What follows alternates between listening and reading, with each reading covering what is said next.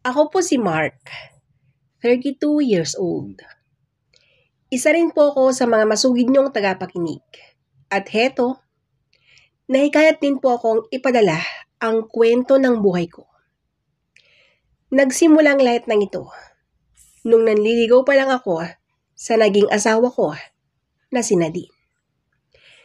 Si Nadine ay kakagraduate lang niya noon sa sekundarya. At agad siyang namasukan sa isang karinderya bilang tagahugas ng mga plato. Maganda at mabait si Nadine, kaya agad ko siyang niligawan. Hindi na ako nahirapan na ligawan siya dahil ako lang naman yung hatid sundo niya.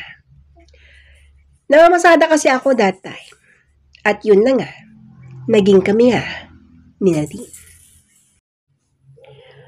Hanggang sa isang araw na ihatid ko siya sa bahay nila. Nagkataon naman nun na nandun ang kanyang ina. At nakita niya yung yakapan at halikan namin ng anak niya.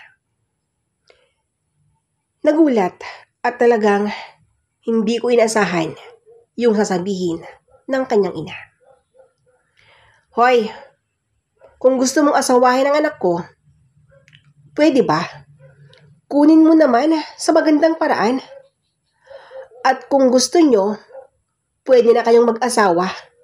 Tutal, mukhang mabait ka naman. Ayaw kong ganyan ang nakikita ko sa inyo ha. Sige na, kung gusto nilang magsama, kunin mo na yung mga damit mo. Gusto kong makitang maayos ang buhay ng anak ko. At huwag yung ganyan na nagtutukaan kayo sa gilid ng daan.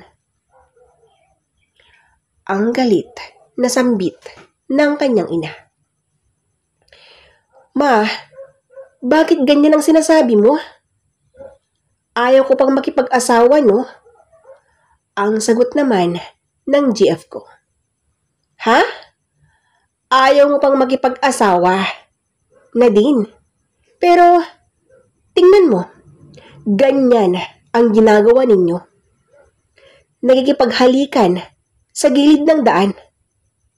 Yan ba ang ayaw pang makipag-asawa?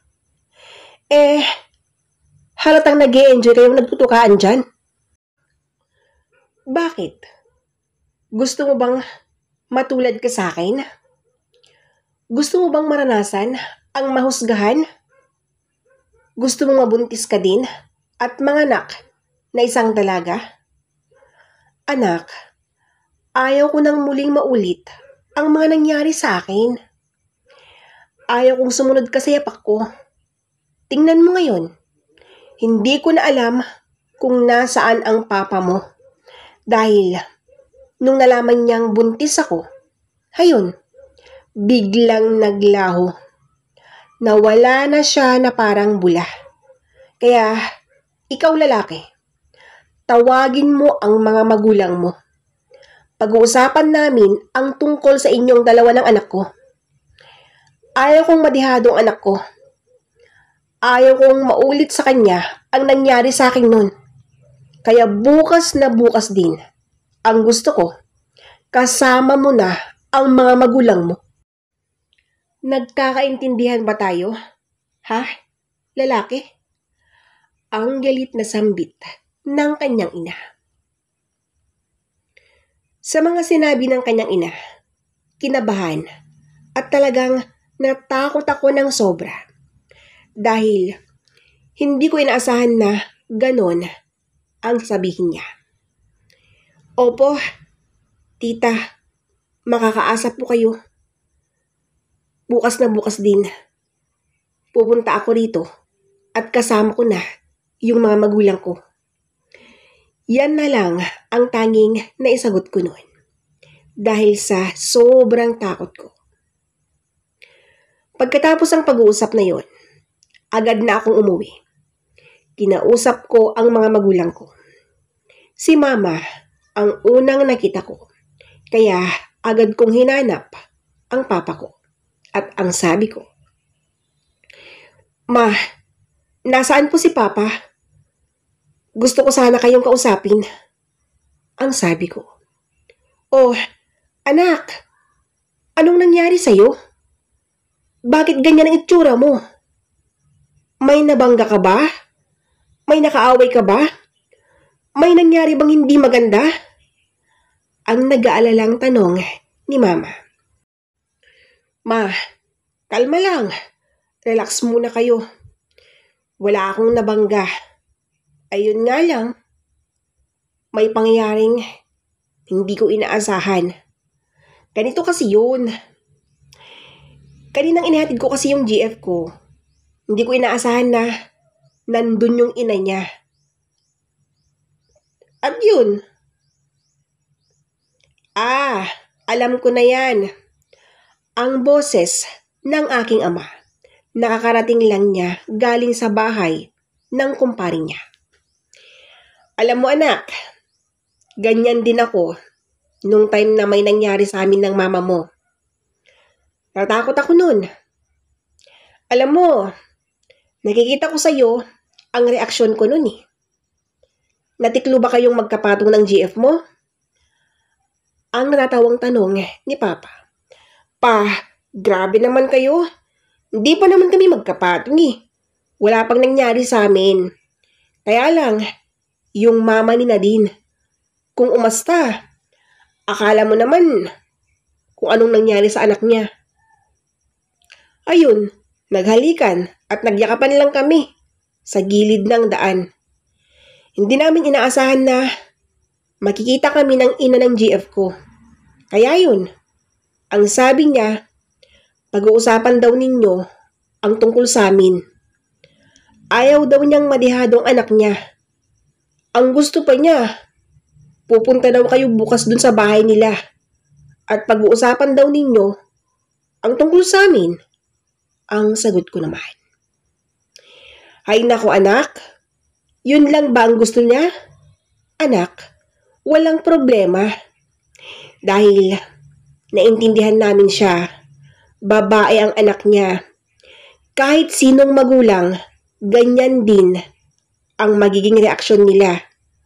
Huwag ka nang mag-alala. Bukas na bukas din, pupunta tayo. At kung ano ang gusto niyang mangyari, yun ang masusunod. Mas maganda yung mabuting usapan kaysa magkaroon ng gulo. At dahil sa sinabi ng aking ama, natuwa ko ng sobra dahil maunawain ang papa ko.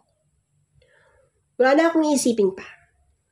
Kinabukasan, gaya ng sinabi ng ina ng GF ko, kasama ko na ang mga magulang ko na pumunta sa bahay nila. Nung nakarating na kami sa bahay nila, nakita kong masaya ang ina ng GF ko.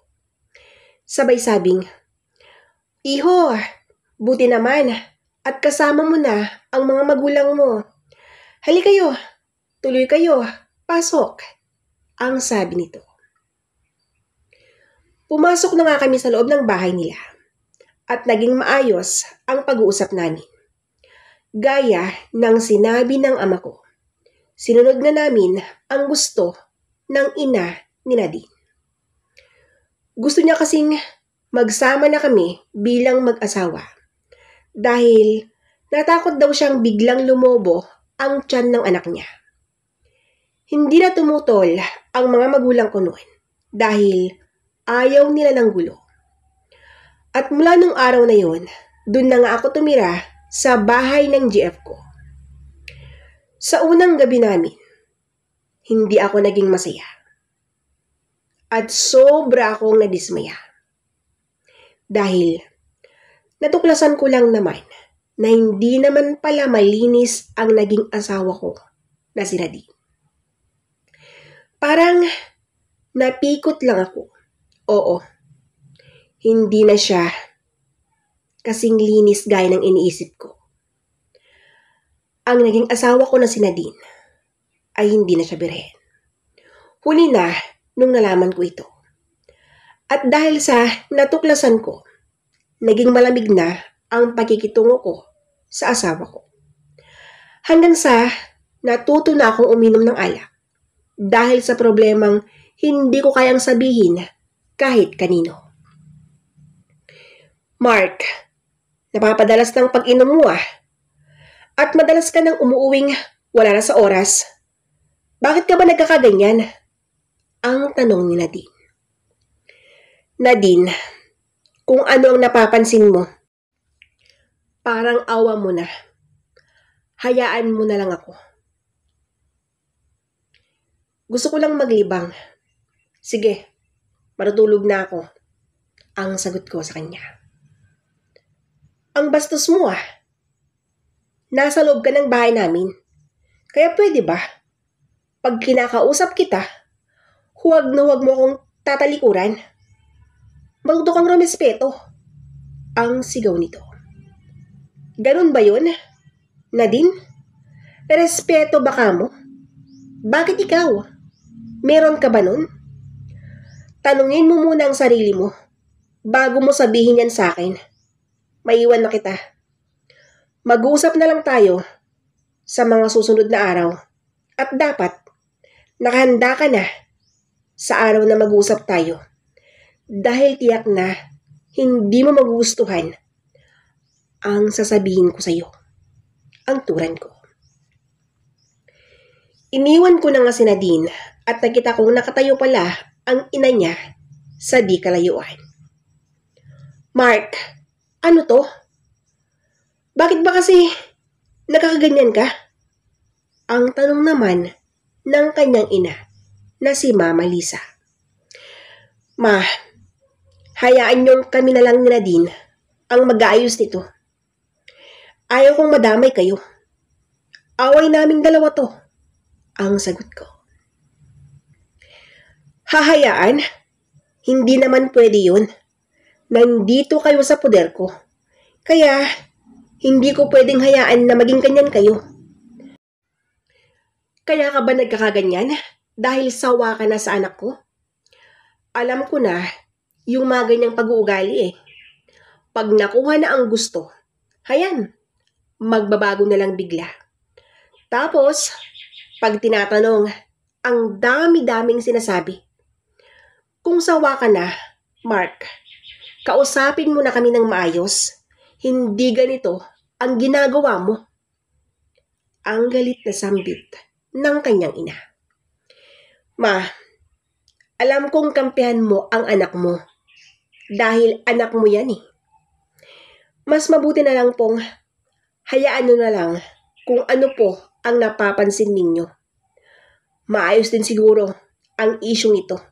Sige po, medyo masamang pakiramdam ko. Ang wika ko. Hindi ko na nga hinintay ang isasagot ng biyanan ko. Pumasok na ako sa kwarto. Pagpasok ko sa kwarto, sumunod si Nadine. At kinulit na naman niya ako ng kinulit. Mark, ano ba? Tatalikuran mo na lang ba kaming mag-ina? Baka nakakalimutan mong nandito ka sa aming teritoryo.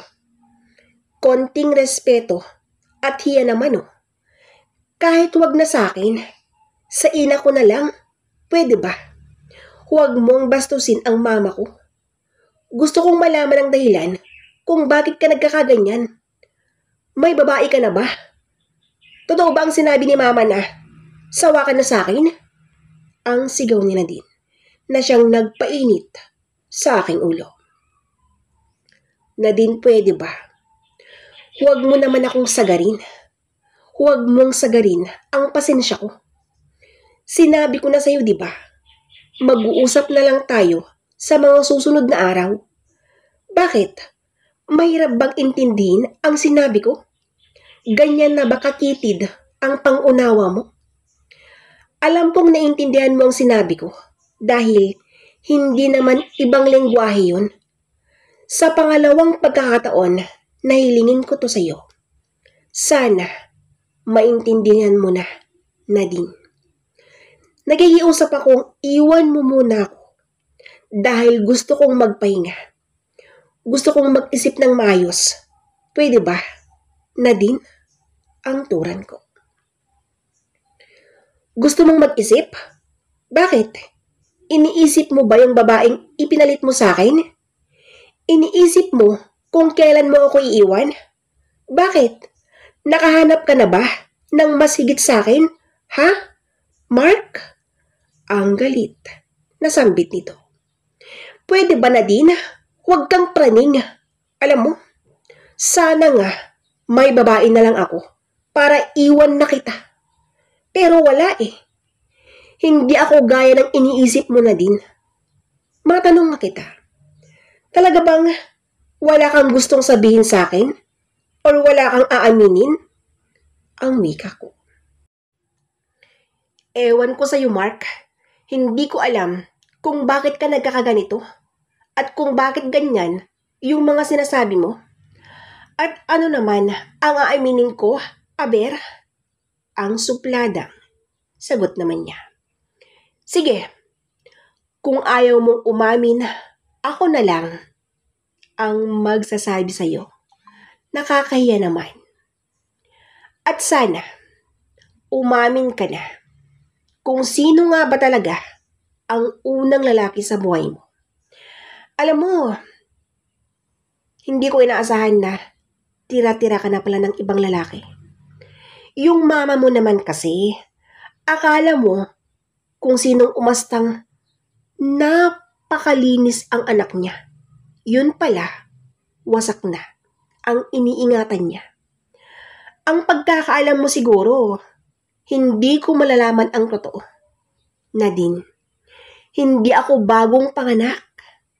Hindi mo pwedeng ilihim yan sa akin. Dahil sa umpisa pa lang, naramdaman ko na agad na hindi ako yung nakauna. Ngayon, Nadine, masisisi mo ba ako kung bakit ako ganito?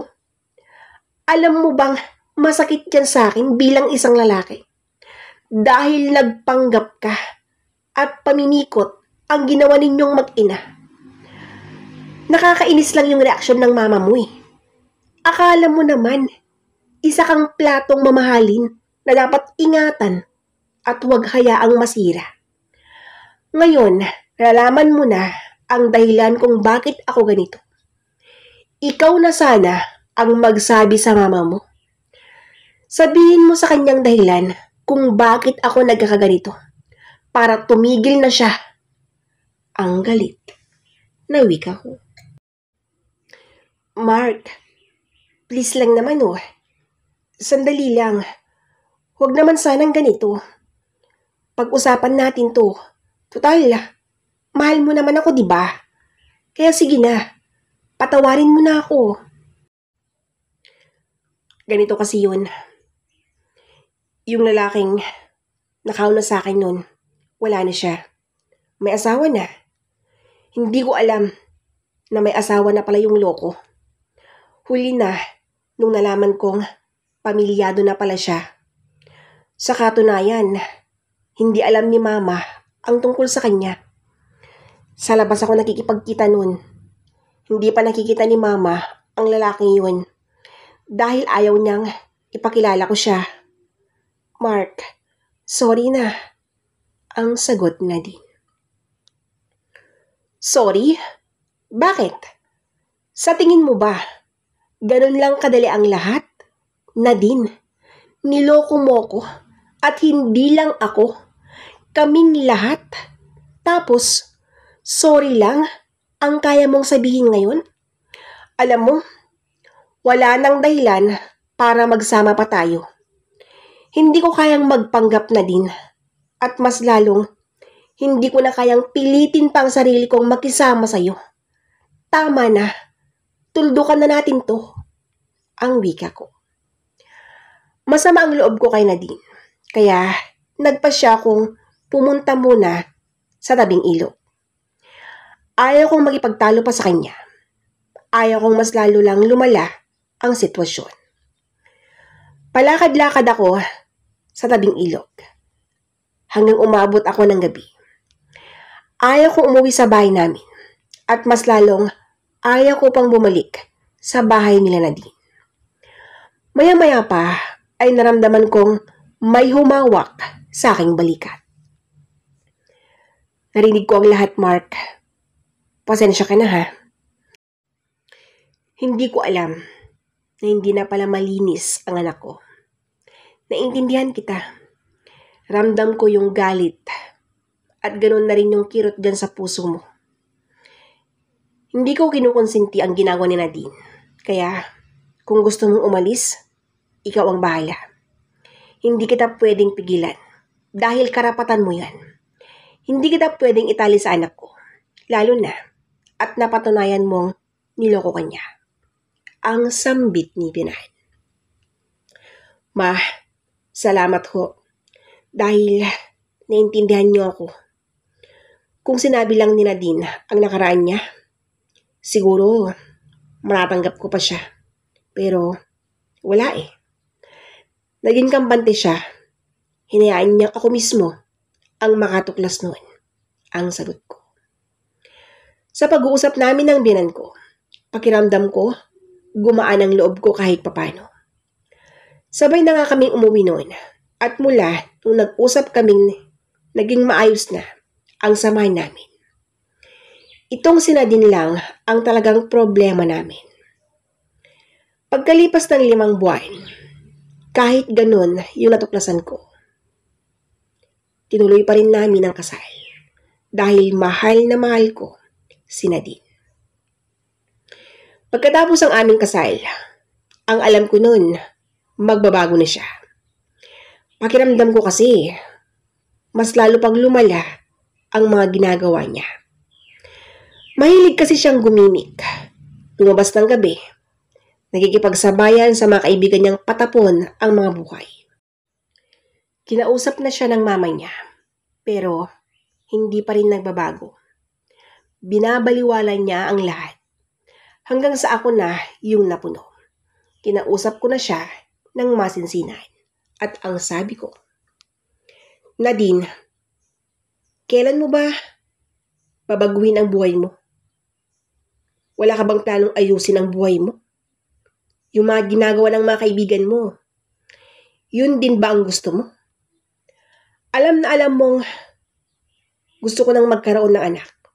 Pero, paano nga ba mabubuo yun? Wala ka naman palagi. Sino pa ang magbibigay nun sa akin? Magbago ka na.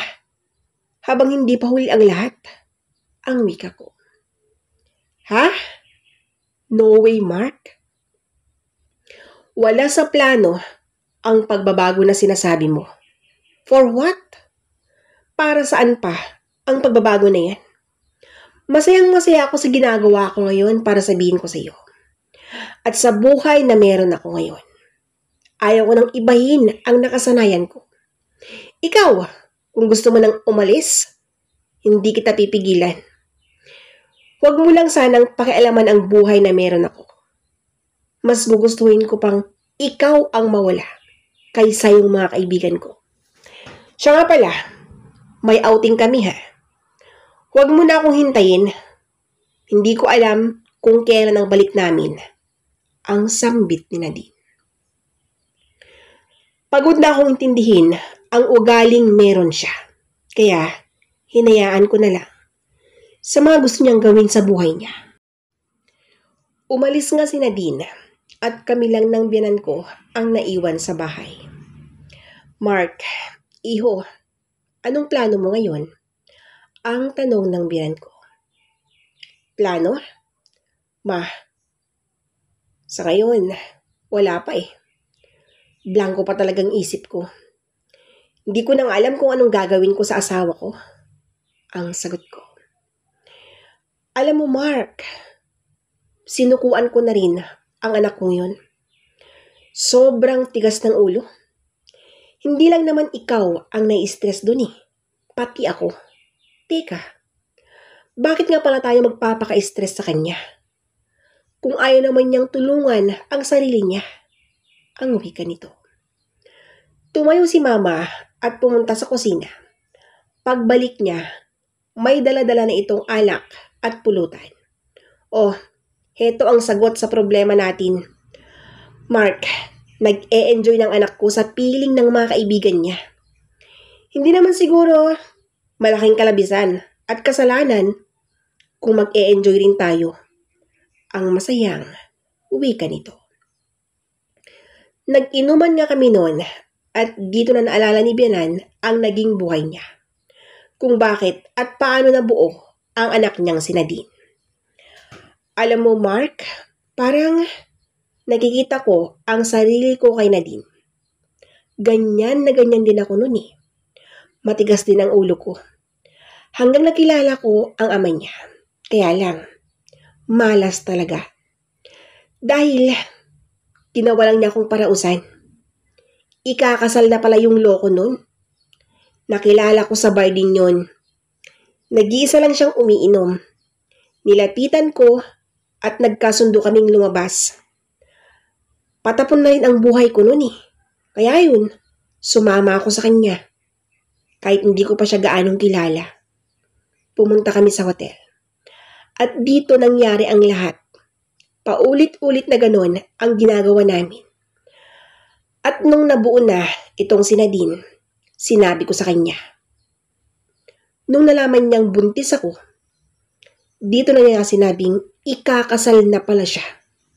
Sobrang sakit. Tinakwil ako ng mga magulang ko. Nagsariling sikap ako. Kahit anong trabaho, pinasok ko para sa amin ni Nadine. Kaya nga, todo ang pag-aalaga ko sa kanya. Sa kagustuhan kong hindi siya magaya sa akin. Pero wala eh. Kahit anong gawin ko, sinunod pa rin niya ang yapak ko. Parang ito na yata ang kapalaran naming mag-ina. Yun bang pagpasapasahan ng mga lalaki? Wala na akong magagawa kung talagang ito na ang kapalaran namin. Okay lang naman, tanggap ko na ang sambit ni Binan. Habang nagsasalita ang Binan ko, nakapatong na ang kamay niya sa hita ko. At ramdam kong unti-unti na siyang lumalapit sa akin. Ma, saglit lang po ang wika ko. Bakit? Saan ka ba pupunta niyan? Huwag kang umalis. Uminom tayo at magpakasaya. Bakit? Ayaw mo bang maranasan ang totoong kaligayahan, Mark? Umupo ka lang at hayaan lang natin kung saan tayo makakaabot, ang sagot niya. Hindi na nga ako noon tumayo at hinayaan ko na lang siya. Maya-maya pa ay umupo na siya sa sahig. Habang ako naman nakaupo sa sofa. Ma, bakit ka umupo dyan? Ang tanong ko. Lumapit siya sa akin at lumuhod na siya. Hayaan mo lang ako, ang sambit niya. Sa kagustuhan kong maranasan ang kakaibang ligaya na sinasabi niya, hinayaan ko siya. Nagtiwala akong kayang-kaya niyang ibigay noon dahil marami na siyang karanasan. Pagkalipas na nga ng ilang saglit, heto na ang Binan ko. Parang asong ulol na sa aking harapan habang nakaluhod at patuloy ang ginagawa niyang pag-urong sulok. Grabe. Halos mabaliw na ako sa ginagawa niya. Hindi ko inaasahan na magagawa niya sa akin yon. Pagkatapos ang lahat, tila ba humupa lahat yung galit sa puso ko. Ewan ko ba? Bakit ganun na lang yung pakiramdam ko? Palibhasa kasi, first time ko. As in. Pareho naman kaming nasiyahan noon. At ilang taon din na nagpakalunod ako sa kakaibang kaligayahan na si Bianan ang nagbibigay noon. Ang buong akala ko, mahihintay ko pang magbago si Nadine dahil hinayaan ko lang sa mga gusto niyang mangyari. Ang gusto ko kasi, kusa na siyang magbago. Yun bang ma-realize niyang mali yung mga ginagawa niya? Yun yung inaasahan ko. At syempre, pinapangarap kong mangyari. Pero wala talaga. Kaya nag-isip na ako ng mabuti noon. Wala kasing mangyari kung ibabantay ko ang sarili ko sa kanya. Kinausap ko ang Binan ko at nagpaalam ako ng maayos sa kanya. Nagkakaedad na rin ito. Kaya kulang na rin yung ligaya na binibigay niya sa akin. Noong una, hindi siya pumayag. Marami yung mga sinasabi niya. Sa bandang huli, wala rin siyang nagawa. Yung kagustuhan ko pa rin, yung nasunod. Wala na kasing dahilan para manatili pa ako sa bahay na yun. Umalis na ako sa bahay ng binan ko at mas pinili ko na lang na bumalik sa bahay ng mga magulang ko. Sa ngayon, binatang-binata pa rin ako.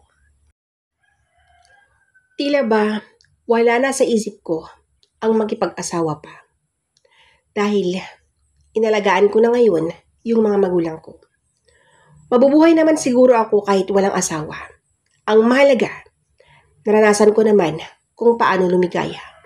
Yun nga lang, si dating biyanan ang nagbigay noon. Pero okay lang.